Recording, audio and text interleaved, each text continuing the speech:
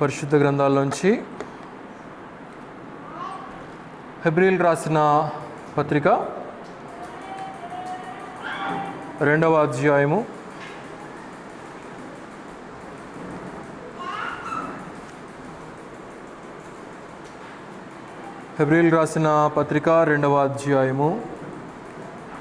17వ వచనం నుంచి చదువుతున్నాను, దయచేసి గమనించండి. కావున ప్రజల పాపములకు పరిహారము కలుగు చేయుటకై దేవుని సంబంధమైన కార్యములలో కనికరమును నమ్మకమును గల ప్రధాన యాజకుడు నిమిత్తమును అన్ని విషయములలో ఆయన తన సహోదరుల వంటి వాడు కావలసి వచ్చింది. తాను శోధింపబడి శ్రమ పొందెను గనుక శోధింపబడు వారికి సహాయము చేయగలవాడై ఉన్నాడు. 3వ అధ్యాయం కూడా. ఇందువలన పరలోక సంబంధమైన పిలుపులో పాలు పొందిన పరిశుద్ధ సహోదరులారా, మనము ఒప్పుకొనిన దానికి అపోస్తలుడును ప్రధాన యాజకుడునైన యేసు మీద లక్ష్యము ఉంచుడి. దేవుడి కొద్ది వాక్య భాగం దీవించే రీతిగా చిన్న ప్రార్థన చేసుకుందాం. మమ్మల్ని మిక్కిలిగా ప్రేమించినటువంటి మా ప్రియ రక్షక మా యేసయ్య, ఈ యొక్క ఉదయకాలపు సమయంలో ఇంతవరకు ఆరాధన కార్యక్రమం అంతట్లో కూడా మీరే సర్వమహిమ ఘనత పొంది ఉన్నారని నమ్ముచున్నాము నాయన. ఈ సమయంలో చదవబడినటువంటి లేఖన భాగంను మీరు దీవించండి. నిలువబడిన నేను మట్టివాడును నాయన, మీ యొక్క సిలువ చాటున మరుగుపరిచి పరిశుద్ధాత్ముని యొక్క సహాయం చేత మా జీవితాలను క్రమపరుచుకొనుటకు, మా జీవితాలను మీకు విధేయతతో సవరించుకొనుటకు, మీ దివ్యమైనటువంటి ఆత్మీయమైనటువంటి సత్యాలను నాయన మా హృదయాలకు మీరే మీ యొక్క స్వరము చేత వినిపింపచేయమని, యూట్యూబ్ ద్వారా కూడా అనేక ప్రాంతాల నుండి వీక్షిస్తున్నటువంటి బిడ్డలను నిండారులుగా ఆశీర్వదించమని యేసుక్రీస్తు వారి అతి శ్రేష్టమైనటువంటి నామంలో స్తుతించి వేడుకొనుచున్నాము తండ్రి, ఆమేన్. ప్రభునందు ప్రియులారా, మనం చదువుకున్నటువంటి వచన భాగాలలో ప్రధాన యాజకుడైనటువంటి యేసు ప్రభు వారి మీద విశ్వాసులమైనటువంటి మన యొక్క లక్ష్యము ఉండాలి అనే విషయాన్ని ఇక్కడ తెలియచేస్తూ ఉంటున్నాడు. క్రొత్త నిబంధనలో ఆయన మనకు ప్రధాన యాజకుడుగా కనబడుతూ ఉన్నాడు. కానీ ఆయన యొక్క జీవాన్ని కనుక మనం గమనించినట్లయితే ఆయన యుగయుగాల నుంచి ఉన్నటువంటి దేవుడుగా మనం చూడగలుగుతూ ఉంటున్నాం. సృష్టి ఆరంభము మొదలుకొనే ఈ యొక్క భూమికి పునాదులు వేయబడక మునుపే మానవుణ్ణి కానీ లేకపోతే ఈ యొక్క సృష్టిలో ఉన్నటువంటి దేనినైనా కానీ, మనం చూడనటువంటి సృష్టిని కానీ దేనిని కూడా ఆయన కలుగ చేయక మునుపు నుంచి కూడా ఆయన ఉన్నటువంటి దేవుడు అనే విషయాన్ని మనం అర్థం చేసుకోవచ్చు. ఆయన యొక్క లేఖనాలను మనం క్షుణ్ణంగా చదువుకున్నట ద్వారా ఆ విషయాలన్నీ కూడా పరిశుద్ధాత్ముడు మనకు తేటగా వివరింపచేస్తూ ఉంటాడు. ఒక మాట చదివి సహాయం చేయండి. యెహోషువ గ్రంథం త్రిప్పండి, క్షమించాలి, యెషయా గ్రంథం త్రిప్పండి, 43వ అధ్యాయము. యెషయా గ్రంథము 43వ అధ్యాయము 11వ వచనం నుండి చదవండి. అక్కడ నేను నేనే యెహోవాను, నేను తప్ప వేరొక రక్షకుడు లేడు. ప్రకటించువాడును నేనే, రక్షించువాడును నేనే, దానిని గ్రహింపచేయువాడును నేనే. ఏ యొక్క అన్య దేవతలు కూడా మీకు ఉండి ఉండలేదు. నేనే దేవుడను, మీరే నాకు సాక్షులు అని చెప్తా ఉంటున్నాడు. ఆయన మొదటి నుంచి ఉన్నటువంటి దేవుడు. ఆయన మన కొరకు రక్షణ క్రియగా వచ్చినటువంటి వాడు, రక్షణను సిద్ధపరిచినటువంటి వాడు, రక్షణను అమలుపరిచినటువంటి వాడు. నేను తప్ప ఏ ఒక్క అన్య దేవత కూడా మీకు ఉండి ఉండలేదు అని అంటూ ఉంటున్నాడు. అనగా మానవుడు ఈ యొక్క సృష్టిలో కల్పించుకున్నటువంటి సమస్తమును కూడా వాడి యొక్క మానవుని యొక్క మనస్సుకు వచ్చినటువంటిదో, లేకపోతే మానవుని యొక్క జ్ఞానానికి వచ్చినటువంటిదో, లేకపోతే వాడికి ఏదో ఒక ఆలోచన వచ్చుట ద్వారా ఆ విగ్రహాన్ని రూపొందించుకున్నాడు, ఆ విగ్రహాన్ని అమలుపరుచుకున్నాడు. లేకపోతే సృష్టిలో ఉన్నటువంటి చెట్టునో లేకపోతే సూర్యుడినో, లేకపోతే చంద్రుడినో, లేకపోతే పామునో, ఏదో ఒక జీవాన్ని ఈ యొక్క సృష్టిలో దేవుడు జీవము కలిగినటువంటి యేసు ప్రభు వారు సృష్టించినటువంటి సృష్టిలో ఉన్నటువంటి వాటిని మానవుడు ఏర్పాటు చేసుకున్నటువంటి వాడిగా మనం చూడగలుగుతూ ఉంటున్నాం. కానీ ఇక్కడ దేవుడు ఏమంటున్నాడంటే, నేను యెహోవాను, నేనే మొదటి నుంచి ఉన్నటువంటి వాడను నేనే, మీకు దేవుడను నేనే, మీకు జీవాన్ని ఇచ్చినటువంటి వాడను నేనే, మిమ్మల్ని సృష్టించినటువంటి వాడను నేనే, సమస్తమును కూడా నేనే అని చెప్పి యేసు ప్రభు వారు అక్కడ తెలియచేస్తూ ఉంటున్నారు. అందుకే ఇక్కడ హెబ్రీ గ్రంథకర్త కూడా మనకి ఇక్కడ రాస్తూ, అట్టి ప్రధాన యాజకుడై ఉన్నటువంటి యేసుక్రీస్తు వారు మన కొరకు మనలో పాలివాడై ఉన్నాడు అనే విషయాన్ని మనం ఇక్కడ జ్ఞాపకం చేస్తూ ఉంటున్నాడు. చూడండి, ఆయన తన సహోదరుల వంటి వాడు కావలసి వచ్చెను అని అంటూ ఉంటున్నాడు. అన్ని విషయాల్లో కూడా తన్ను తాను రిక్తునిగా చేసుకున్నటువంటి యేసు ప్రభు వారు తన సహోదరులు అనగా యేసు ప్రభు వారిని అంగీకరించినటువంటి వారి అందరము కూడా ఆయనకు సహోదరులము. We are the brothers and sisters అంటూ క్రైస్ట్. అయితే ఆయన మన కొరకు శోధింపబడి శ్రమ పొందిన గనుక శోధింపబడు వారి కొరకు సహాయము చేయగలవాడై ఉన్నాడు. అందుకొరకు ఆయన పిలిచినటువంటి పరిశుద్ధ పిలుపు ప్రకారంగా అక్కడ ఏమంటున్నాడు, పరిశుద్ధ సహోదరులారా, మనం ఒప్పుకొనిన దానిని అపోస్తలుడును ప్రధాన యాజకుడైన యేసు మీద లక్ష్యము ఉంచుడి అని ఇక్కడ తెలియచేస్తూ ఉంటున్నాడు. The focus must be on Christ. క్రీస్తు మీద లక్ష్యాన్ని మనం కేంద్రీకరించాలి. పరిశుద్ధ సహోదరులారా అనగా సంఘములోనికి ఆహ్వానించబడినటువంటి వారు, సంఘములో చేర్చబడినటువంటి వారు. సంఘములో ఆహ్వానించబడినటువంటి వారు అనంటే సువార్తను అంగీకరించి చేర్చబడినటువంటి వారు.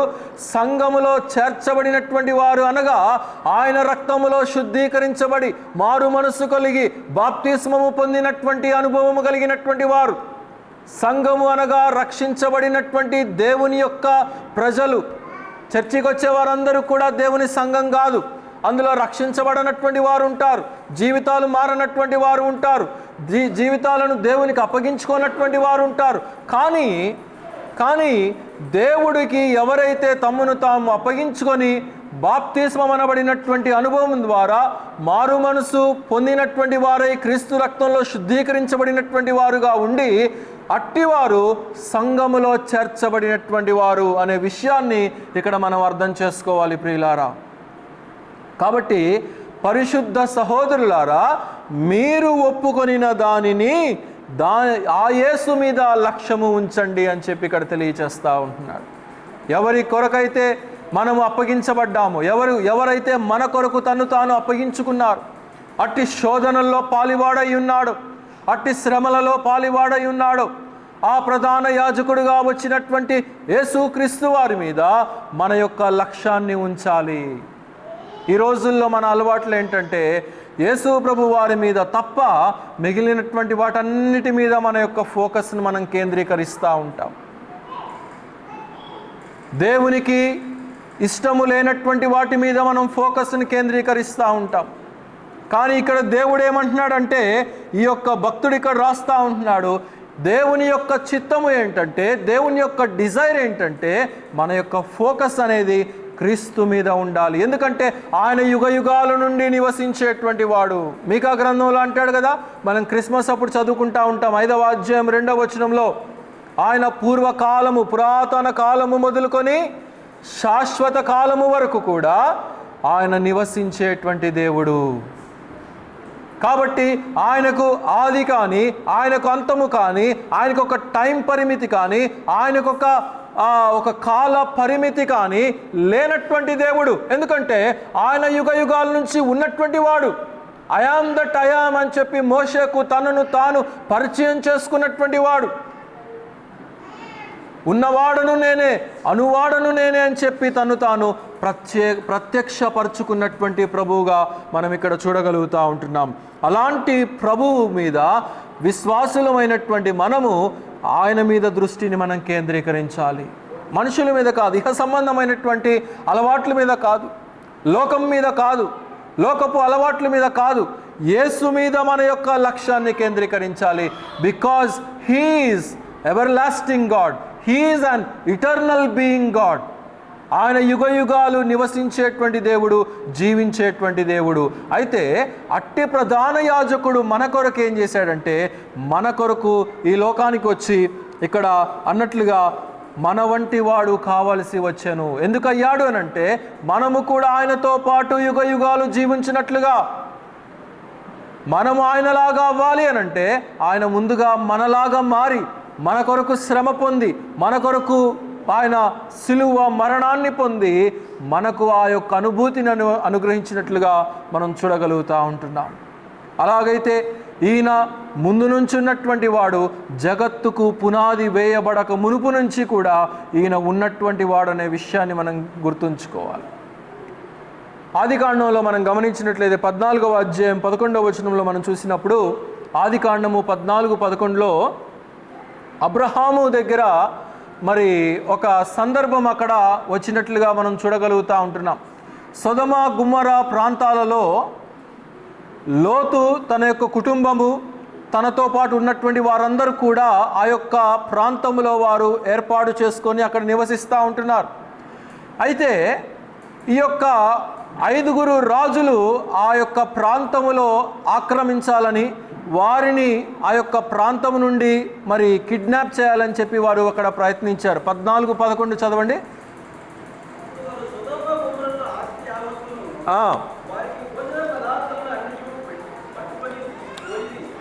కనుక అక్కడ మనం చూస్తూ ఉంటున్నాము, 5 రాజులు ఆ యొక్క సొదొమ గొమొర ప్రాంతాలను, లోతు నివసిస్తున్నటువంటి ప్రాంతాలు.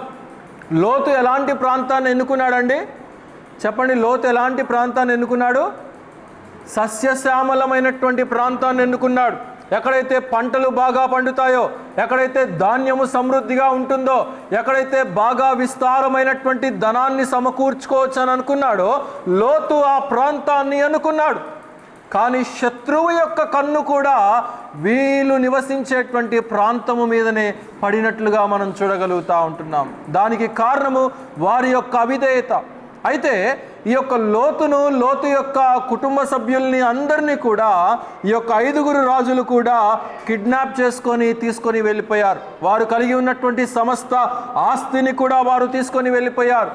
అయితే అక్కడ జరిగినటువంటి సందర్భం ఏంటంటే, వెంటనే ఒక వ్యక్తి అబ్రహాము గారి దగ్గరికి వచ్చేసి, అబ్రహామా, మీ యొక్క తమ్ముడు కుమారుణ్ణి ఎవరో ఎత్తుకొని వెళ్ళిపోయారు, రాత్రికి రాత్రి అందరినీ, కుటుంబ సభ్యుల్ని, ఆస్తిని, సమస్తాన్ని కూడా తీసుకొని వెళ్ళిపోయారు అని చెప్పి అంటే, అబ్రహాము వదిలిపెట్టినటువంటి వాడు కాడు. వాడు నా మాట వినలేదు కదా, వాడు గోతికి వాడిని పోనీలే అని చెప్పి అబ్రహాము వదిలిపెట్టినటువంటి వాడు కాడు. అబ్రహాము అక్కడ ఏం చేస్తున్నాడంటే, 14వ వచనం చదవండి. అక్కడ 14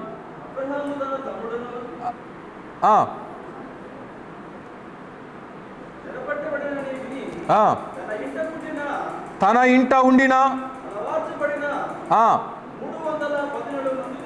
318 మందిని వెంట పెట్టుకొని, గనుక అక్కడ మనం చూస్తూ ఉంటున్నాము, రాత్రి కాలంలో అబ్రహాము దగ్గరికి సమాచారం వచ్చింది. రాత్రి కాలంలో శత్రువు దాడి చేశాడనే విషయాన్ని అబ్రహాము దగ్గరికి సమాచారం వచ్చినట్లుగా మనం చూస్తూ ఉంటున్నాం. రాత్రి కాలం అనగా చీకటి కమ్మి ఉన్నప్పుడు, వెలుగు ఏమాత్రము కూడా ఆ యొక్క ప్రాంతమునకు దరిచేరనప్పుడు, అనగా మన జీవితాల్లో శత్రువు అనగా సాతానుడు, అపవాది ఎప్పుడు దాడి చేస్తాడు అని అంటే, మనలో సహవాసము మనము కోల్పోయినప్పుడు, దేవునితో ఉండవలసినటువంటి సత్సంబంధము మనలో లేక, ఆ వెలుగు కిరణాలు మనలో స్పృశించలేక, మన హృదయంలో చీకటి అలవరించుకున్నప్పుడు, అప్పుడు శత్రువుకు అది ఒక అవకాశముగా వాడు చూసుకుంటాడు. ఇక్కడ కూడా మనం చూస్తూ ఉంటున్నాము, లోతును, తన కుటుంబాన్ని, తన ఆస్తిని రాత్రి కాలంలో శత్రువు వచ్చి దాడి చేసినట్లుగా మనం చూస్తూ ఉంటున్నాం. కానీ అబ్రహాము వదిలిపెట్టినటువంటి వాడు కాడండి. అబ్రహాము దైవభక్తి కలిగినటువంటి వాడు. అబ్రహాము దేవుని యొక్క నియమము ప్రకారంగా నడిచేటువంటి వ్యక్తి. నేను బాగానే ఉన్నాను కదా అని అనుకున్నటువంటి వాడు కాడు అబ్రహాం. తన లోతును సమాచారం అందుకున్న వెంటనే వారిని కాపాడడానికి ఎంతమందిని తీసుకెళ్ళాడంట? 18 మందిని తన ఇంట ఉన్నటువంటి పనివారిని తీసుకొని వెళ్ళాడు. ఎవరిని ఓడించడానికి తీసుకెళ్ళాడు? రాజుల యొక్క సైన్యాన్ని ఓడించటానికి తీసుకొని వెళ్ళాడు. ఎంతమంది రాజులు అని చెప్పాను? 5 రాజులు. ఆ పైన వచనాల్లో ఉంది, మీరు సొంతగా చదువుకోండి. 5 రాజులు, బలమైనటువంటి రాజులు, బలమైనటువంటి వీరులు. 5 రాజుల దగ్గర సైన్యం ఎంత ఉంటుందండి? ఒక్క రాజు దగ్గర సైన్యమే చాలా మంది ఉంటారు. అలాంటిది 5 రాజులు కూడా కలిసి ఆ యొక్క ప్రాంతం మీద దండెత్తి వచ్చారు అనంటే ఎంత సైన్య సమూహముతో వారు వెంట వచ్చి ఉంటారో మనం ఊహించుకోవచ్చు.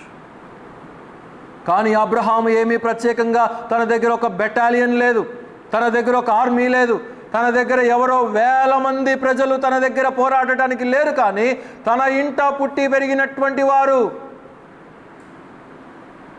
యుద్ధము చేయటానికి నేర్పరి కలిగినటువంటి వారు ఆ యొక్క 318 మంది వీరులను తీసుకొని అబ్రహాము బయలుదేరి వెళ్ళినట్లుగా మనం చూస్తూ ఉంటున్నాం. కొద్ది మందిని తీసుకొని వెళ్ళాడు, గొప్ప సైన్యాన్ని ఓడించటానికి బయలుదేరాడు. ఎప్పుడు బయలుదేరాడు? పగలు బయలుదేరాడా? రాత్రి బయలుదేరాడా? ఎప్పుడు? రాత్రి బయలుదేరాడు. రాత్రి శత్రువు ఎక్కడున్నాడో కనబడడు, శత్రువు ఏ చెట్టు వెనకాల దాక్కున్నాడో కనబడడు, శత్రువు ఏ కొండ వెనకాల దాక్కున్నాడో కనబడడు. అయినప్పటికీ కూడా అబ్రహాము యొక్క విశ్వాసాన్ని మనం ఇక్కడ గమనించవచ్చు. సమాచారం అందుకున్న వెంటనే 318 మందిని కూడా తీసుకొని బయలుదేరండ్రా అని చెప్పి బయలుదేరి వెళ్ళిపోయారు. ఆ యొక్క రాజులను తరిమి తరిమి తరిమి వారి యొక్క ప్రాంతము వరకు కూడా తరిమి వారిని, ఈ యొక్క లోతును, తన కుటుంబాన్ని మరి వెనక్కు తీసుకొని వచ్చినట్లుగా మనం చూడగలుగుతూ ఉంటున్నాం. అందుకే అబ్రహామునకు ఒక చక్కటి పేరు, మరి ఒక పేరు ఉన్నది. ఏంటది చెప్పండి? విశ్వాసులకు తండ్రి. ఎందుకంటే దేవుని మీద అపారమైనటువంటి విశ్వాసము అబ్రహాముకున్నది. చీకటిలో బయలుదేరి వెళ్ళాడు. మనలాగేమి ఒక స్టేడియంలో ఉండేటువంటి ఫ్లడ్ లైట్లు ఏమీ లేవు అక్కడ, మనలాగా ఉండేటువంటి వీధి దీపాలు ఏమీ లేవు వారికాడ. కేవలము దేవుణ్ణి మాత్రమే ఆధారం చేసుకున్నటువంటి వాడు. ఎందుకంటే అబ్రహాము దానిని నమ్మినటువంటి వాడు, ఆ పిలిచినటువంటి పిలుపును నమ్మినటువంటి వాడు, పిలిచినటువంటి వాడిని నమ్మినటువంటి వాడు. ఏ యెహోవా దేవుడైతే నన్ను పిలిచాడో, ఏ యెహోవా దేవుడైతే నన్ను ఆశీర్వదిస్తానని చెప్పి నన్ను రమ్మన్నాడో, ఆ దేవుడే నాకు ఆశీర్వాదకరంగా, నన్ను బలపరిచేవాడుగా, నాకు శక్తినిచ్చేటువంటి వాడిగా, శత్రు సైన్యము ఎంత సమూహముగా ఉన్నప్పటికీ కూడా నా దగ్గర ఉన్నటువంటి కొద్ది మందితో నేను ఓడిస్తాను, విజయము పొందుకుంటానని చెప్పి అబ్రహాము నమ్మినటువంటి వాడిగా మనం చూడగలుగుతూ ఉంటున్నాం. కష్టాల్లో ఉన్నటువంటి తన బంధువును వదిలిపెట్టేసినటువంటి వాడు కాడు, విడిచిపెట్టేసినటువంటి వాడు కాడు. మహాసైన్యాన్ని చూసి భయపడినటువంటి వాడు కాడు. నేడు మనకి చాలామంది చుట్టాలు ఉంటారు. మనకు ఒక చిన్న కష్టం వచ్చిందనగానే ఒక 10 రూపాయలు అడిగితేనే సహాయం చేయలేనటువంటి చుట్టాలు మన చుట్టాలు. ఎలాంటి వ్యక్తి ఈ యొక్క అబ్రహాము మనం ఇక్కడ గమనించవచ్చు ప్రియులారా. At the time of dark he stepped forward.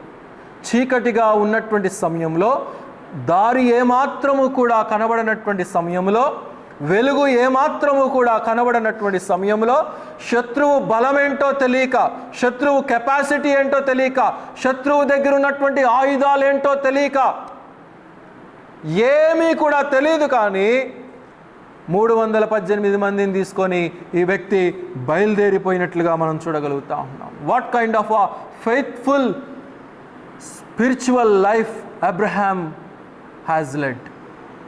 Abraham ఎలాంటి జీవిత విధానాన్ని కలిగి ఉన్నాడో మనం దీన్ని బట్టి అర్థం చేసుకోవచ్చు ప్రియులారా. అలాగే రక్షించబడినటువంటి మనము కూడా we are in a spiritual warfare.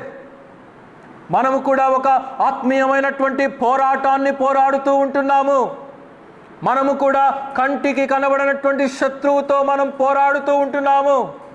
మనము కూడా ఆకాశ మండలమందు ఉన్నటువంటి ఆ యొక్క అపవాదితో మనం పోరాడుతూ ఉంటున్నాము.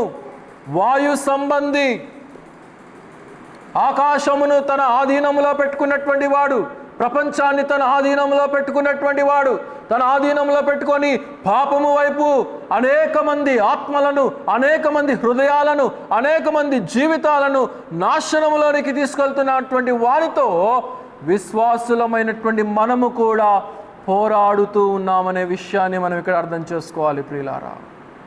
అబ్రహాము మాత్రమే చీకటిలో పోరాడటలేదు, కానీ ప్రతి రక్షించబడినటువంటి విశ్వాసిగా అంటే మనము కూడా అపవాదితో ప్రతి నిత్యము కూడా పోరాడుతూ ఉన్నామనే విషయాన్ని మనం అర్థం చేసుకోవాలి. అందుకే పేతురు భక్తుడు 5వ అధ్యాయము 4వ వచనంలో ఏమని తెలియజేస్తూ ఉంటాడు? మీ అపవాది అయినటువంటి సంబంధి ఎవరిని మృంగుదునా అని చెప్పి ఎలా పొంచి ఉన్నాడంట? గర్జించు సింహము వలె ఎదురు చూస్తున్నాడంట. మొన్న ఒక వీడియో చూశాను. ఒక డీర్ తన ఆహారాన్ని తింటా ఉంది ఫారెస్ట్లో. దానికి డీర్స్కి చెవులు చాలా స్పష్టంగా పనిచేస్తూ ఉంటాయి, చాలా షార్ప్గా పనిచేస్తూ ఉంటాయి. కొంచెం ఒక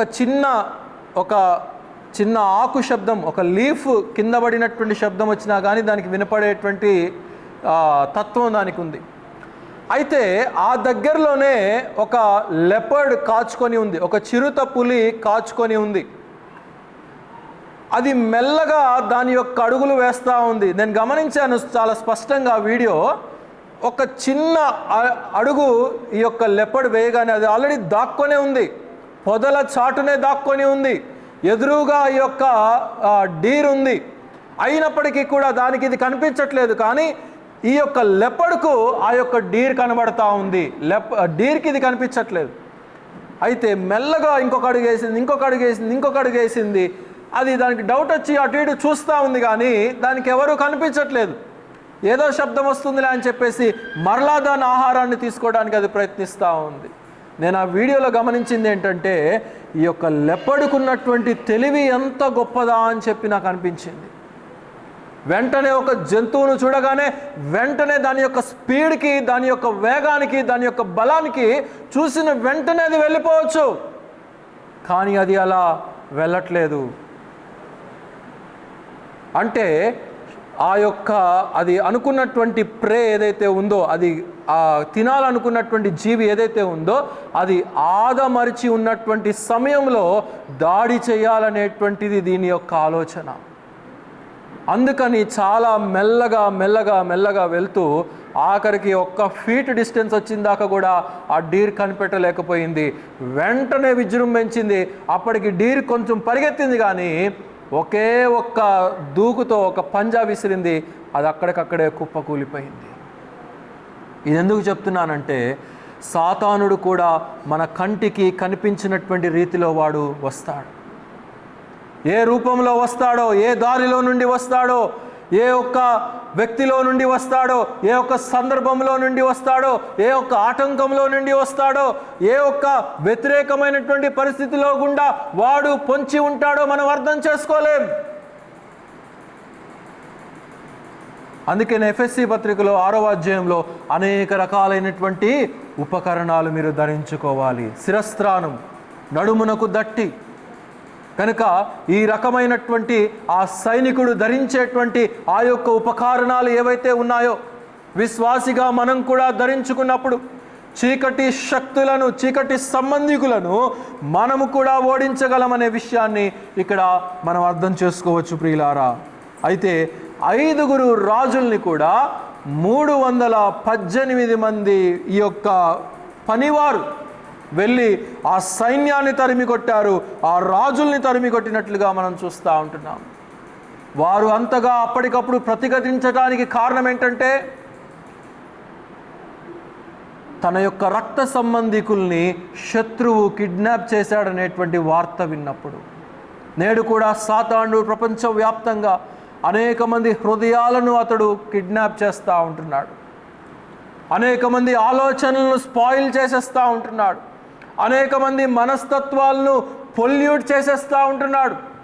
అలనాడు ఆ యొక్క రాజులు వచ్చి సొదొమ ప్రాంతంలో ఉన్నటువంటి వీరిని క్యాప్చర్ చేయగలిగారు. అంటే శారీరకంగా జీవిస్తున్నటువంటి వీరిని క్యాప్చర్ చేయగలిగారు. కానీ నేడు అపవాది ఆంతరంగికమైనటువంటి విషయాలను క్యాప్చర్ చేస్తూ ఉంటున్నాడు, కిడ్నాప్ చేస్తూ ఉంటున్నాడు, మనస్సును కిడ్నాప్ చేస్తూ ఉంటున్నాడు. మనసు దేవుని మీద కేంద్రీకరించటానికి వీలు లేకుండా వాడు చేస్తూ ఉంటున్నాడు. దేవుని మీద ఫోకస్ను వాడు తీసివేస్తూ ఉంటున్నాడు. అది కాదా ఆత్మీయమైనటువంటి కిడ్నాప్? అది కాదా స్పిరిచువల్ కిడ్నాప్కి గుర్తు? అది కాదా సాతానుడు వచ్చి మనల్ని మృంగివేశాడనే దానికి గుర్తు?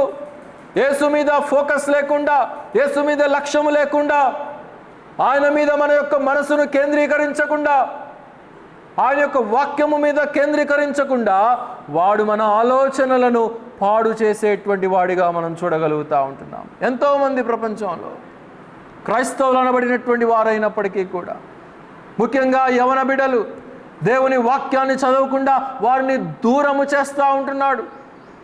దేవుని ప్రార్థనలో నిమగ్నం కాకుండా వారిని అనేక రకాలైనటువంటి పరిస్థితులు వారి చుట్టూ కూడా కల్పించి దేవుని దరి చేరకుండా, దేవుని మీద లక్ష్యము ఉంచకుండా స్వంత విషయాల మీద లక్ష్యము ఉంచేటువంటి కాలములో మనం ఉంటున్నాం ప్రియులారా.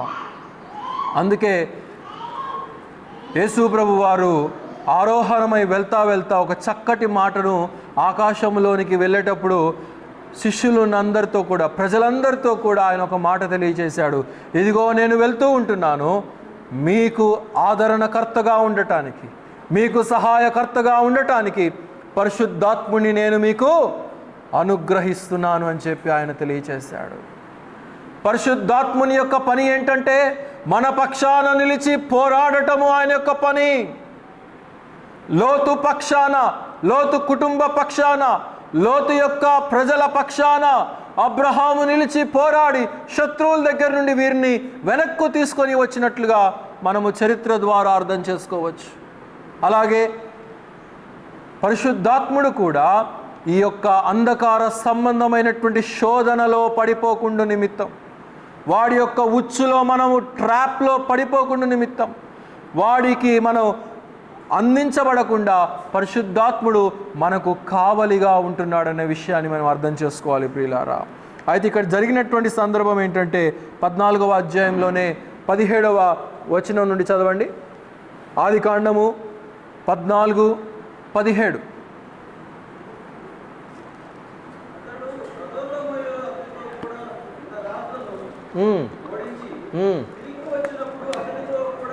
తిరిగి వచ్చినప్పుడు అతనితో కూడా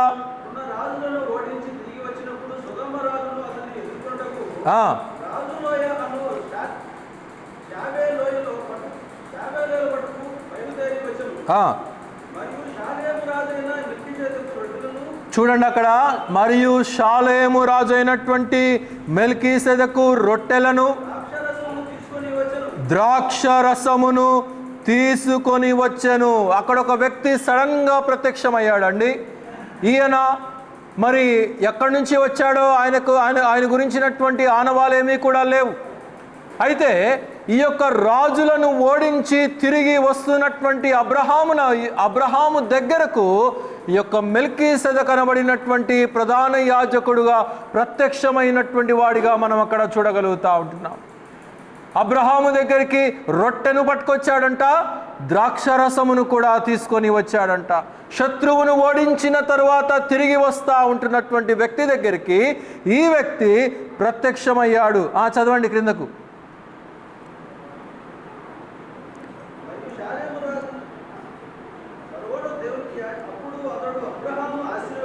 చూడండి అక్కడ, సర్వోన్నతుడైనటువంటి దేవునికి ఇతడు యాజకుడుగా ఉంటున్నాడనే విషయాన్ని మనం ఇక్కడ గమనించాలి.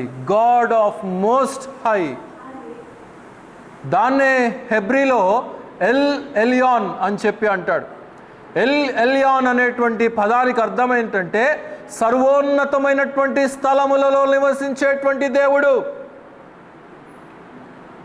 యుగ యుగాల నుండి ఉన్నటువంటి ఈ దేవుడు ఆకాశ మండలము కంటే కూడా హెచ్చైనటువంటి విధానంగా యుగ యుగాల నుండి నివసిస్తున్నటువంటి వాడు ఈయనకు యాజకుడిగా ఉన్నటువంటి ఈ వ్యక్తిని మనం ఇక్కడ చూడగలుగుతూ ఉంటున్నాం. షాలేము లోయలో నుండి వచ్చినటువంటి వాడు, ఈయన నీతికి రాజు అని, సమాధానమునకు రాజుగా ఉన్నటువంటి వాడని హెబ్రీ పత్రికలు అంటాడు కదా. త్రిప్పండి, హెబ్రీ పత్రిక 7వ అధ్యాయము 1వ వచనం నుండి చదవండి.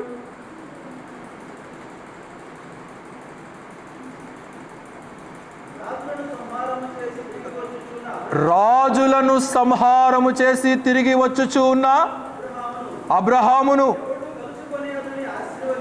ఎవరు కలుసుకొని, చూడండి ఇక్కడ ఎప్పుడు దేవుని యొక్క దీవెనలు వస్తాయి అని అంటే, అబ్రహాము శత్రువుల్ని ఓడించాడు.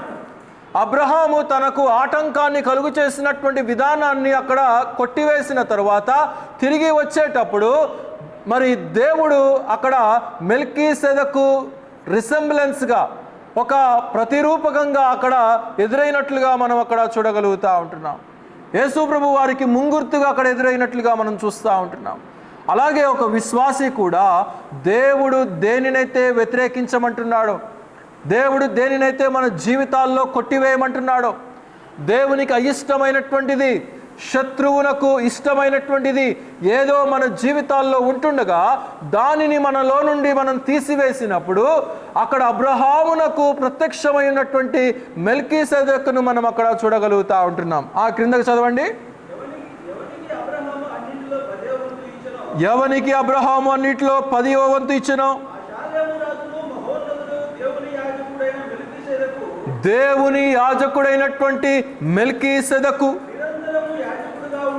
నిరంతరము యాజకుడుగా ఉన్నాడు అనేది మనం చూస్తూ ఉంటున్నాం. The earthly capabilities which we have, it does not acquire the victory which we need to possess. మనకు కావలసినటువంటి విజయము మనకు రావాలి అని అంటే ఇహలోక సంబంధమైనటువంటి విధానాల ద్వారా రాదు. అబ్రహాము రాజులను ఓడించాడంటే తనకున్నటువంటి తెలివి చేత కాదు, తాను తీసుకుపోయినటువంటి 318 మంది చేత కాదు, వారు చేసినటువంటి యుద్ధము ద్వారా కాదు. ఏదో ఒక అదృశ్యమైనటువంటి శక్తి వారి వెనకాల ఉండి వారిని బలపరిచి వారికి శక్తిని అనుగ్రహించి ఈ 318 మందితోటి 5 రాజులను, సైన్యాన్ని ఓడించేటువంటి శక్తిని దేవుడిచ్చాడు. కనుక మనం కూడా ఫోకస్ అనేది దేవుడి మీద ఎప్పుడు వస్తుంది మనకనంటే, మనకున్నటువంటి చదువులు కావచ్చు, మనకున్నటువంటి అర్హతలు కావచ్చు, మనకున్నటువంటి ఉద్యోగాలు కావచ్చు, మనకున్నటువంటి ఇహలోక సంబంధమైనటువంటి విధానాలన్నీ కూడా అవి మనకు గొప్పగా అనిపించవచ్చు, కానీ దేవుని దృష్టిలో అవి తక్కువే అనే విషయాన్ని మనం ఇక్కడ అర్థం చేసుకోవాలి ప్రియులారా. అబ్రహాం ఆ విషయాన్ని అర్థం చేసుకున్నాడు. అబ్రహాం ఆ విషయం మీద లక్ష్యం ఉంచాడు కాబట్టి తన్ను తాను దేవుని దగ్గర తగ్గించుకున్నటువంటి వాడిగా మనం చూడగలుగుతూ ఉంటున్నాం. ఆది కాండంలోనే ఇందాక చదివినటువంటి 14వ అధ్యాయంలోనే ఒక చక్కటి మాట అంటున్నాడు. చదవండి అక్కడ 18 నుంచి చదవండి.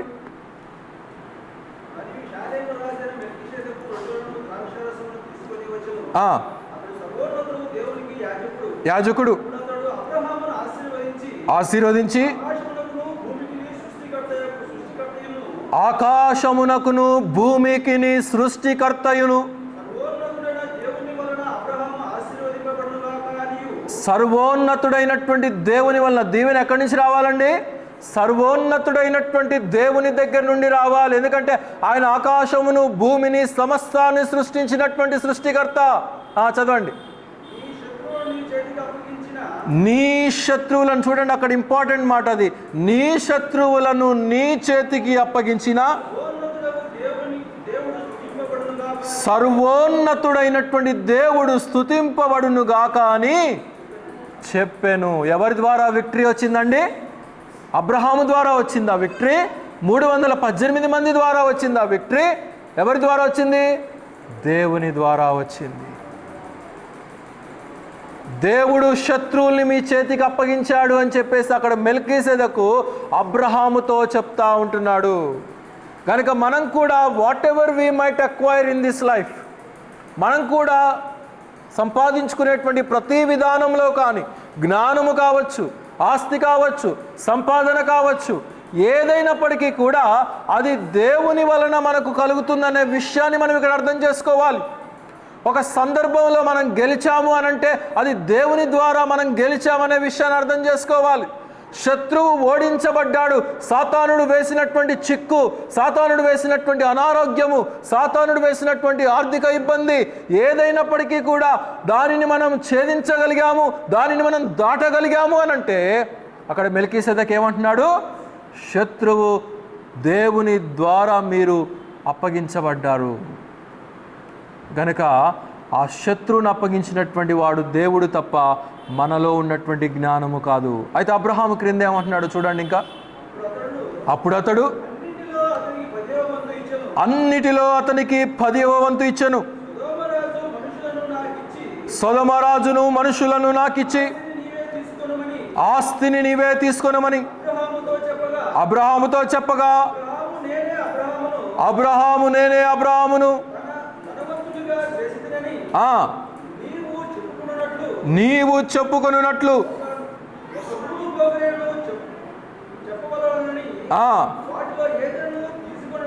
వాటిలో ఏదైనాను నేను తీసుకొనని ఆకాశమునకును భూమికిని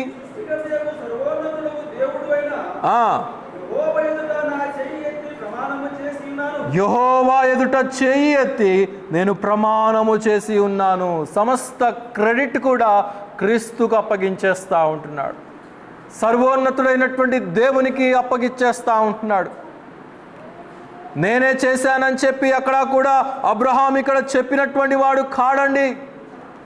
ఇది దేవుని వలన కలిగినటువంటిదని అబ్రహాము కూడా ఒప్పుకుంటా ఉంటున్నాడు. హెబ్రీ పత్రిక త్రిప్పండి, 3వ వచనం 7:3 మనం చూస్తూ ఉంటున్నాం. 7వ అధ్యాయం 3వ వచనం చదవండి. హెబ్రీ పత్రిక.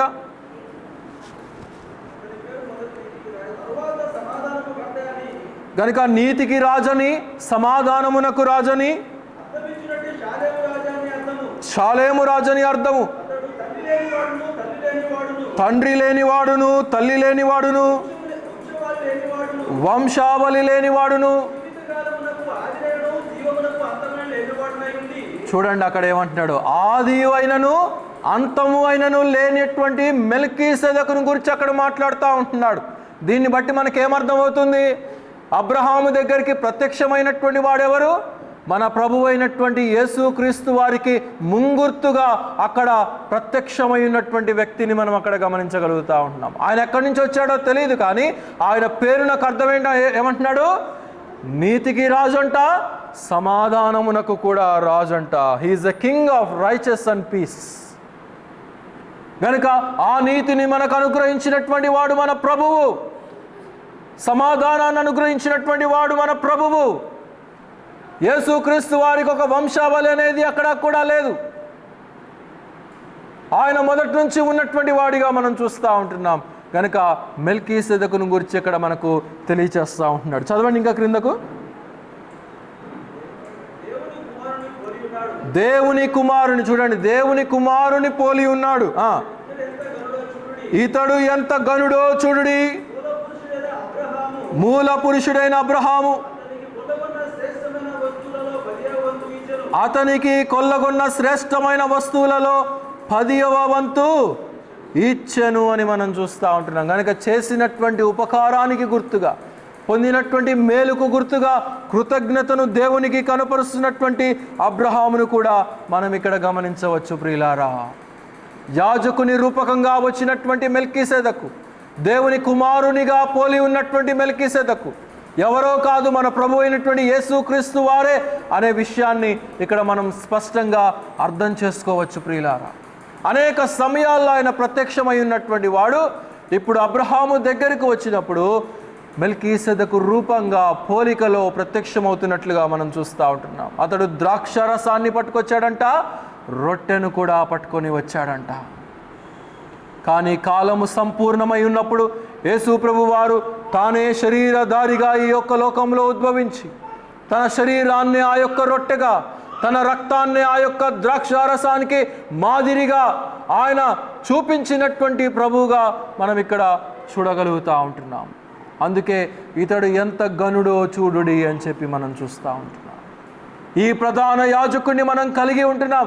He is the priest of chief priest. యాజకులకే ఆయన ప్రధాన యాజకుడుగా ఉన్నటువంటి వాడు మన ప్రభు అయినటువంటి యేసుక్రీస్తు వారు. ప్రకటన గ్రంథం తిప్పండి. ప్రకటన గ్రంథము 1వ అధ్యాయము 8వ వచనం. ప్రకటన 1:8.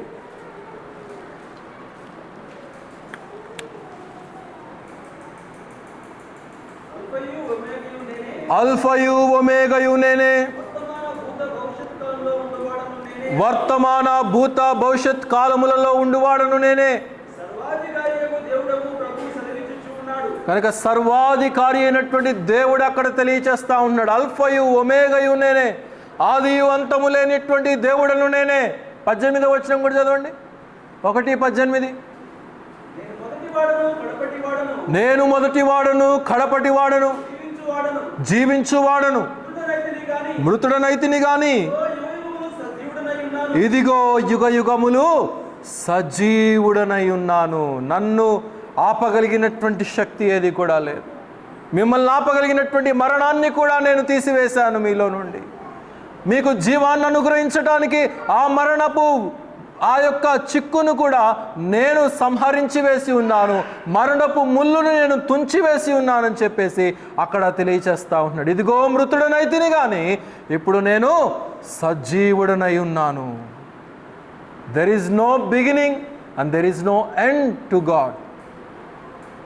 మనకు ఏజ్ అయ్యే కొలది మనకు శరీరంలో కొన్ని మార్పులు వస్తూ ఉంటాయి. దాన్ని బట్టి మనం ఏమర్థం చేసుకుంటాము? మనం పెద్దవారం అవుతున్నామనో లేకపోతే మనము ముసలివారం అవుతున్నామనో అనే మనం విషయాన్ని మనం అర్థం చేసుకుంటూ ఉంటాం. కానీ యేసు ప్రభు వారికి మాత్రం అది లేదు. ఎందుకంటే ఆయన నిరంతరము నివసించేటువంటి దేవునిగా మనం చూడగలుగుతూ ఉంటున్నాం. అందుకే అక్కడ ఆ విషయాన్ని అక్కడ తెలియచేస్తూ ఉంటున్నాడు. అల్ఫయు ఒమేగయు నేనే, ఆదియు అంతమును నేనే, యుగ యుగాలు కూడా జీవించు సర్వశక్తుడైనటువంటి దేవుడను నేనే అని చెప్పి ఇక్కడ మనం చూస్తూ ఉంటున్నాం. యెషయా గ్రంథంలో మనం ప్రారంభంలో చదువుకున్నాం కదా, 43వ అధ్యాయంలో అన్య దేవతలు ఏది కూడా మీ మధ్య లేవు అని ఎలాగ చెప్పగలుగుతున్నాడు ఈయనంటే, ఈయన మాత్రమే మొదటి నుంచి ఉన్నటువంటి వాడు. మిగిలిన అన్నీ కూడా ఎక్కడి నుంచి వచ్చాయి అనంటే అవన్నీ కూడా మధ్యలో వచ్చినటువంటివి అనే విషయాన్ని మనం ఇక్కడ అర్థం చేసుకోవాలి. వాటిలో ఏది కూడా జీవము లేదనే విషయాన్ని మనం అక్కడ అర్థం చేసుకోవాలి. 115వ కీర్తనలో మనం చూస్తాము, అవి చెవులుండి వినలేవు, నోరుండి మాట్లాడలేవు, చేతులుండి తాకలేవు, ఏ కనులుండి కూడా చూడలేవు, అవి కేవలము విగ్రహాలు మాత్రమే అనే విషయాన్ని మనం అర్థం చేసుకోవచ్చు. మరి ఒక మాట చదవండి. 110వ కీర్తన 110:4.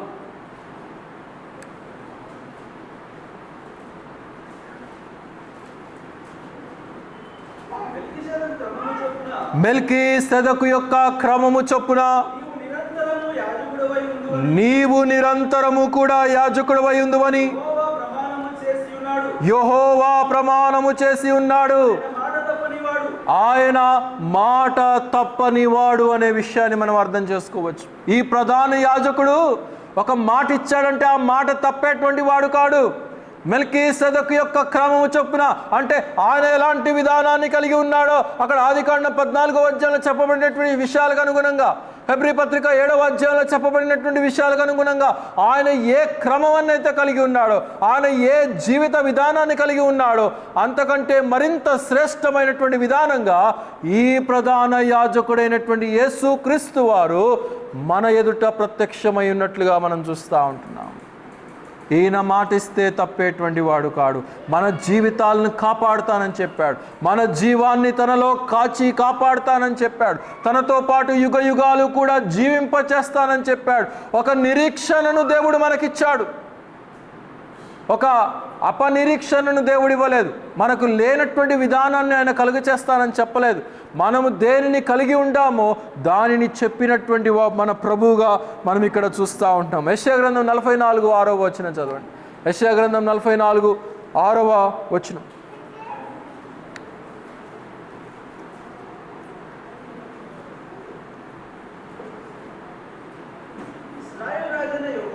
ఇశ్రాయేలు రాజు అయినటువంటి యెహోవా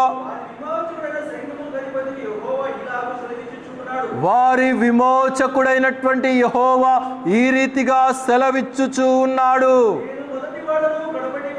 నేను మొదటివాడను కడపటివాడను,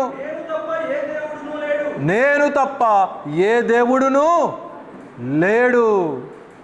ఆదియు నేనే, అంతము నేనే, మొదటివాడును నేనే, కడపటివాడును నేనే. ఆదాము కంటే మొదట ఉన్నటువంటి వాడును నేనే, కడపటి ఆదాముగా ప్రత్యక్షమై మీకు విమోచకుడుగా ఉన్నటువంటి వాడును కూడా నేనే అని చెప్పి తెలియచేస్తూ ఉంటున్నాడు. 48:12 కూడా చదవండి. 48:12. యాకోబు, నేను పిలిచిన ఇశ్రాయేలు, నాకు చెవియొగ్గి వినుము. నేనే ఆయనను, నేను మొదటివాడును కడపటివాడును. నా హస్తము భూమికి పునాది వేసెను.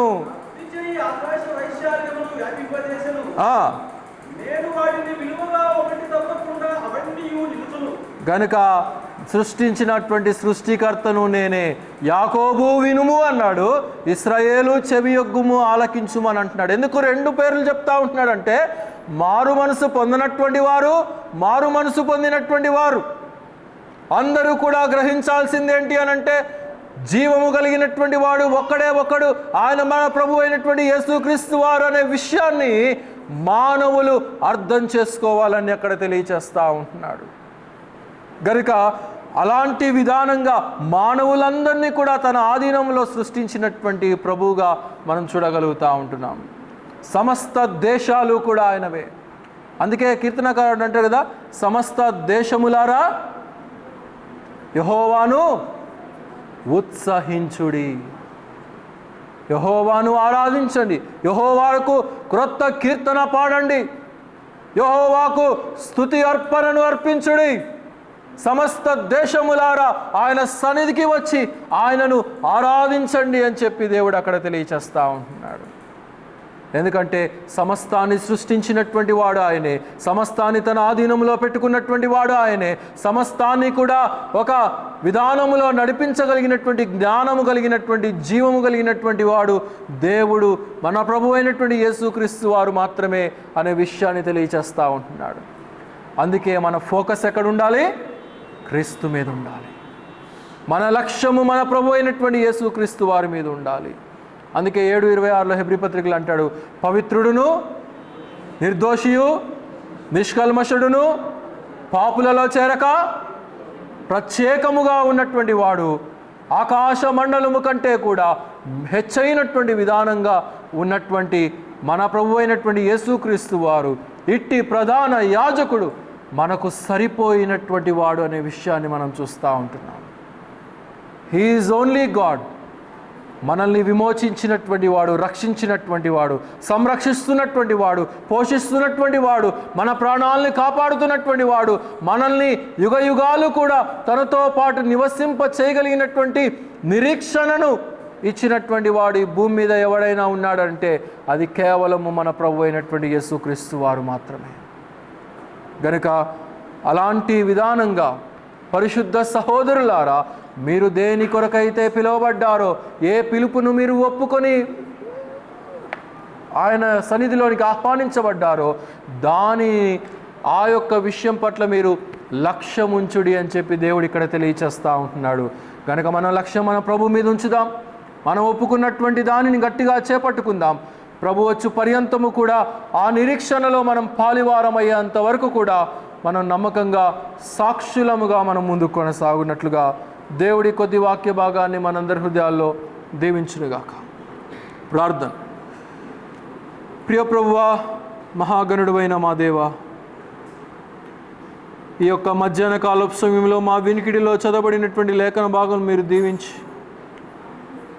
యుగ యుగాలు కూడా జీవించేటువంటి దేవుడవు నీవేనని, ఆదియు అంతము లేనటువంటి దేవుడవు నీవేనని, ఉన్నవాడను అనువాడను అని చెప్పి మీరు సెలవిచ్చినటువంటి దేవుడవు నీవేనని, రక్షించినటువంటి వాడవు నీవేనని, విమోచించినటువంటి వాడవు నీవేనని, భూమికి పునాది వేసినటువంటి వాడవు నీవేనని, ఆకాశ వైశాల్యమును సమస్త సృష్టిని సృష్టించినటువంటి దేవుడవు నీవేనని, మానవునిలో ఉన్నటువంటి సమస్తాన్ని కూడా సృష్టించినటువంటి సృష్టికర్తవు నీవేనండి. ఆ జీవానికి ఆధారమై ఉన్నటువంటి దేవుడవు కూడా నీవేనని చెప్పి మీరు తెలియచేశారు నాయన. కాలము పరిపూర్ణమై ఉన్నప్పుడు అలనాడు మెల్కీసెదకు పోలిక రూపకంగా మీరు వచ్చినటువంటి దేవుడవు, ఈనాడు క్రీస్తు ప్రభు వారి యొక్క రూపకంగా ప్రధాన యాజకుడుగా మా జీవితాలను స్థిరపరచటానికి, మా జీవితాలను మీలో ఒక నిరీక్షణను అనుగ్రహించి నడిపించటానికి మీరు మాకు ఇచ్చినటువంటి ఆ యొక్క రక్షణను బట్టి స్తుతించుచూ ఉంటున్నాం. మీరు మాకు అనుగ్రహించినటువంటి మీ యొక్క ప్రియ కుమారుడైనటువంటి యేసు యొక్క రక్త ప్రభావములను బట్టి, మమ్మల్ని శుద్ధీకరించిన విధానాన్ని బట్టి ఎంతగానో స్తుతించుచూ ఉంటున్నాం. ఆయన యొక్క రక్త ప్రోక్షణ ద్వారా మాకు మీరు ఇచ్చినటువంటి విడుదలను బట్టి ఎంతగానో స్తుతించుచూ ఉంటున్నాం. యుగ యుగాలు నీవు మాత్రమే నివసించక మీతో పాటు పాప భూయిష్ఠులమైనటువంటి మమ్మల్ని కూడా మీరు ఎన్నిక చేసి రక్షించి మీతో పాటు యుగ యుగాలు కూడా నివసించాలనేటువంటి ఆ మహోన్నతమైనటువంటి ఆలోచనను మీరు మా పట్ల కలిగి ఉన్నటువంటి విధానాన్ని బట్టి కూడా ఎంతగానో స్తుతించుచూ ఉంటున్నాము నాయన. అయితే ఈ లోకంలో ఉన్నటువంటి మేము మీ మీద లక్ష్యము ఉంచక అలక్ష్యము కలిగినటువంటి వారమై అనేక విషయాలలో జాగ్రత్తలైనటువంటి విధానముతో మీ మీద ఉంచవలసినటువంటి దృష్టిని మేము ఉంచలేనటువంటి సమయంలో శత్రువు మా మీద వచ్చి దాడి చేసి మమ్మల్ని చెరగొనిపోయేటువంటి ప్రమాదం ఉన్నది నాయన. అయితే అలాంటి వారముగా మేము ఉండకుండా పరిశుద్ధాత్ముని యొక్క కౌగిలిలో కాపుదల్లో మేము భద్రపరచబడుతూ మీ యొక్క శక్తిలో మీ యొక్క కాపుదల్లో మేము ఉంటూ మా యొక్క జీవితాలను మీ మీద కేంద్రీకరించుకొని నడిపించుకొనుటకు మీ యొక్క సహాయం అనుగ్రహించమని ప్రార్థన చేయుచూ ఉంటున్నాం. ఈ యొక్క మధ్యాహ్న కాలోత్సవంలో చేరి వచ్చినటువంటి ప్రియ సంఘాన్ని కూడా నిండారులుగా దీవించండి, బలపరచండి నాయన. సంఘంలో ఉన్న ప్రతి ఒక్క కుటుంబాన్ని కూడా ఆశీర్వదించమని ప్రార్థన చేయుచూ ఉంటున్నాం. అనేక కారణాల నిమిత్తమై రాలేకపోయినటువంటి బిడ్డలను కూడా మరి ఒకసారి మన్నించి వారిని మరి ఒక సమయానికి వారిని నడిపించమని ప్రార్థన చేయుచూ ఉంటున్నాం. మీ మీద కంటే కూడా భౌతికమైనటువంటి విషయాల మీదే ఫోకస్ ఎక్కువైపోయింది కనుక మీ యొక్క సన్నిధికి రాలేనటువంటి దౌర్బల్యతలో జీవిస్తూ ఉంటున్నారు. అలాంటి వారుగా ఉండక మీ మీద మేము కేంద్రీకరించుకొని మా మనస్సును మా జీవితాలను నడిపించుకున్నటకు మీ యొక్క సహాయం అనుగ్రహించండి. అలాగనే మా ప్రభు ఈ వారమంతా కూడా ప్రకటించబడినటువంటి సంఘ కార్యక్రమాలన్నింటిలో కూడా మీరే తోడుగా ఉండి ముందుకు నడిపించండి. యూట్యూబ్ ద్వారా కూడా వీక్షిస్తున్నటువంటి ప్రతి ఒక్కరిని కూడా నిండారులుగా ఆశీర్వదించి బలపరచమని ఈ కొద్ది మనవులు మా ప్రియ రక్షకుడైనటువంటి యేసుక్రీస్తు వారి శ్రేష్టమైనటువంటి నామములో స్తుతించి ప్రార్థించి అడిగి వేడుకొనుచు ఉన్నాము తండ్రి, ఆమేన్. మన తండ్రి అయినటువంటి దేవుని యొక్క ప్రేమయు, మన ప్రభువును మన రక్షకుడైనటువంటి యేసుక్రీస్తు వారి యొక్క కృపయు, పరిశుద్ధాత్ముని యొక్క అన్యోన్య సహవాసము సన్నిధి సర్వలోకంలోని పరిశుద్ధులందరితో పాటు మనకును సదాకాలం తోడే నడిపించునుగాక, ఆమేన్. అందరికి వందనాలండి. సెలవు తీసుకుంటాం.